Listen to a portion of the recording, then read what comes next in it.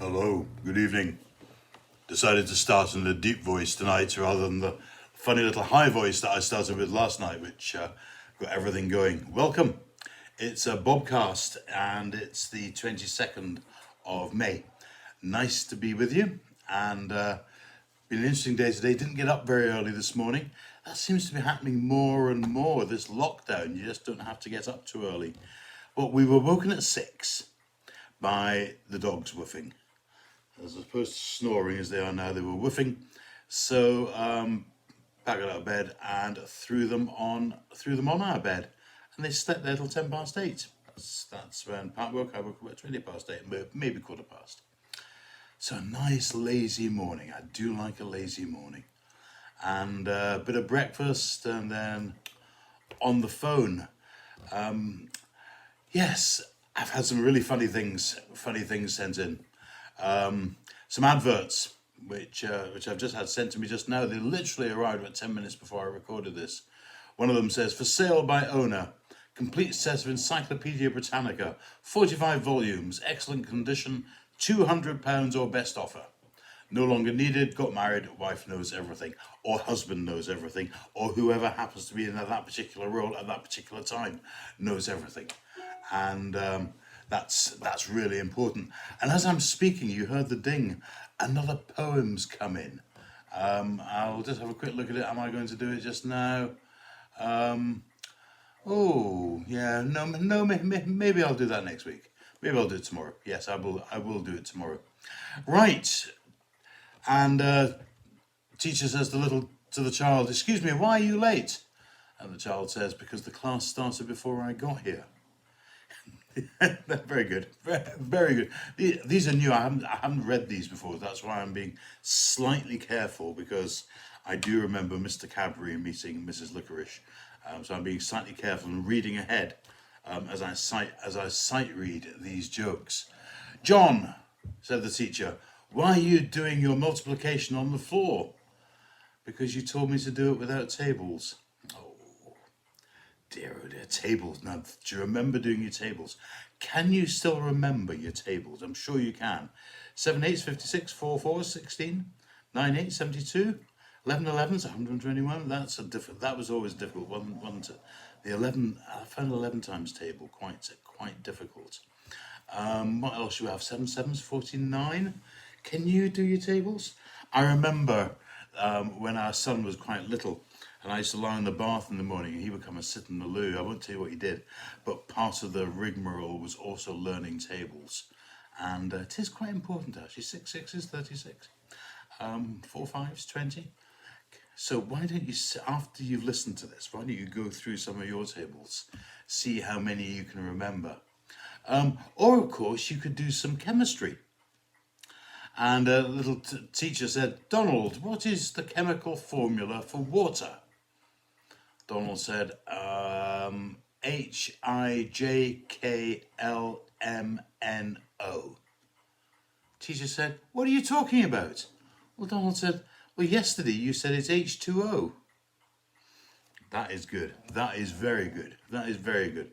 Bit of a hydrogen, a bit of oxygen in there. Two to the price of one. So today has been incredibly windy. I've been suffering from wind all day. When I got up this morning, it was blowing a gale. And I don't know how it's been where you live, but the wind just hasn't dropped today. And there's bits of debris and things all over the place.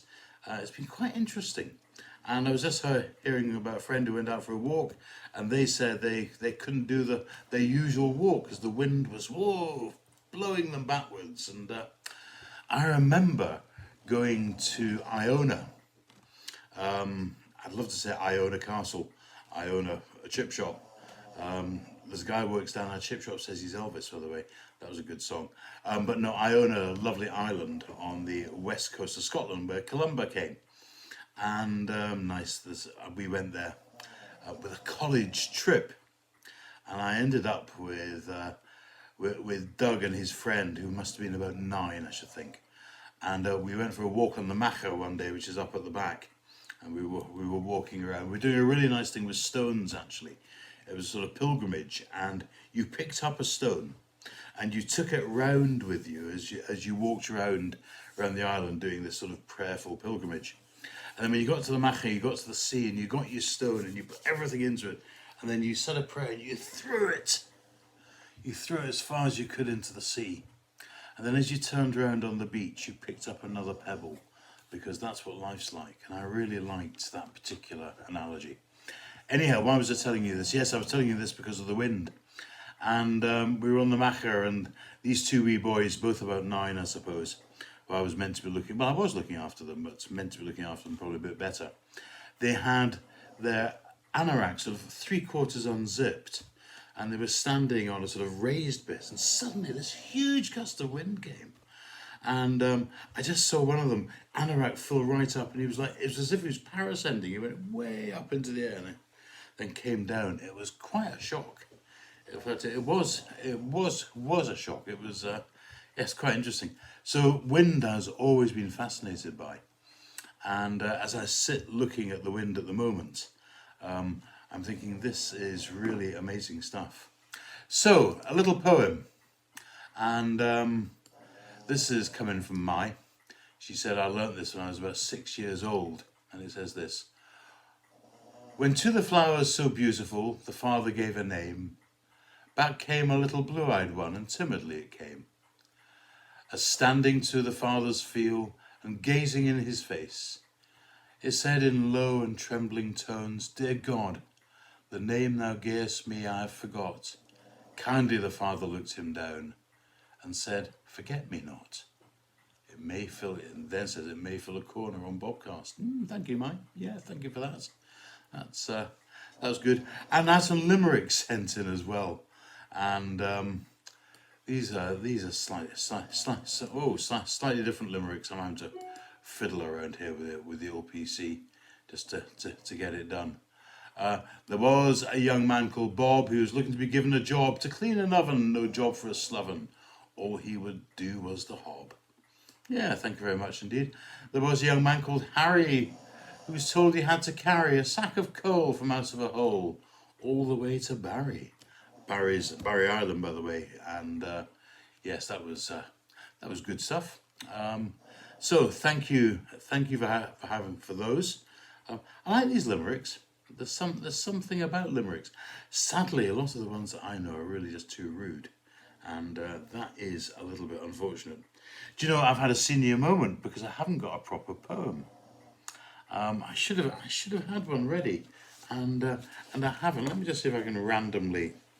Oh, here we go. This is called Shakespeare at School by Wendy Cape. I don't know very much about Wendy Cope. I'm sure she will. And she was born in 1945. 40 boys on benches with their quills, 6 days a week, through almost all the year. Long hours of Latin with relentless drills and repetition, all enforced by fear. I picture Shakespeare sitting near the back, indulging in a bit of risky fun, by exercising his prodigious knack of thinking up an idiotic pun, and whispering his gem to other boys, some of whom could not suppress their myth, behaviour that unfailingly annoys any teacher anywhere on earth. The fun was over when the master spoke. Will Shakespeare, come up here and share the joke. Shakespeare at school, I suppose everyone had to sort of begin somewhere. And maybe the time's coming for you to think about some of your school days and some of the things you got up to. I'm quite taken by the Facebook group Old Glasgow Toon, which talks about lots of things I remember being brought up in Glasgow. So, yeah, what else is going on? Well, the House of Bishops have put out a thing saying that they're going to follow the government guidelines, and churches may be able to open, but no one will be forced to do so. It'll be the bishop's decision. All very interesting, actually, and a lot of discussion about that, which I'm not going to join in publicly, but I'm not quite sure whose decision it is, let me just say. But I think I know whose it is. But the one thing that is really important is that with all these changes and lockdown, changes in the way that we're doing things. And the most important thing is that everybody stays safe and looks out for themselves. There was an old man called Steve who married a woman called Eve. She needed a dress, one made to impress, which Steve decided to weave. Ooh, like that too. Thank you, Chris Kent, for these. And so, we just need to make sure that whatever we're doing, we do it properly and safely and take care. But, I was thinking about school, and as I get older, I remember all the places I've been and the people I've lost along the way. And I think to myself, maybe a career as a tour guide wasn't really for me. Talking of that, I heard about a friend of mine who I knew 40 years ago. And his daughter rang me today to say that sadly he had died. And could I take his funeral, which was a great honour to do that. But 40 years ago, and it's probably 10 years since we spoke. How did they find me? Through BOBCAST, apparently. Daughter just Googled my name, up it came, and this is what she found, so I must be doing some good. Right, I hope you're okay. I hope you haven't been affected by the wind. All sorts of things blowing across the garden and racing around. Look out for your pets, don't let the dogs out. As Robbie Williams said, who let the dogs out? Was that Robbie Williams? Can't remember who it was. Terrible song anyway. Don't let the dogs out without nailing their feet to the floor first. And you look after you as well.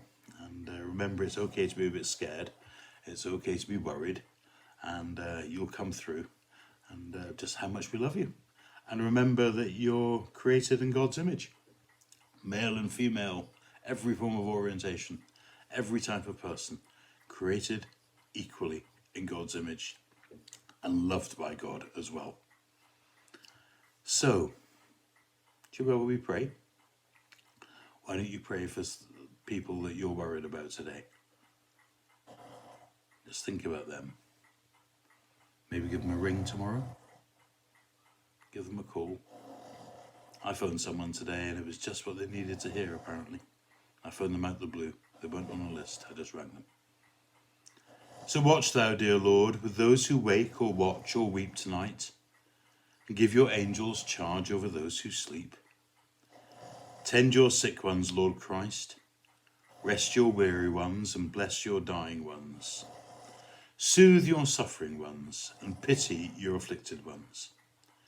Shield your joyous ones, and all for your love's sake. Amen. I need to apologise because tonight wasn't quite as prepared as it usually is. But we just got late. We had a takeaway pizza, which was lovely.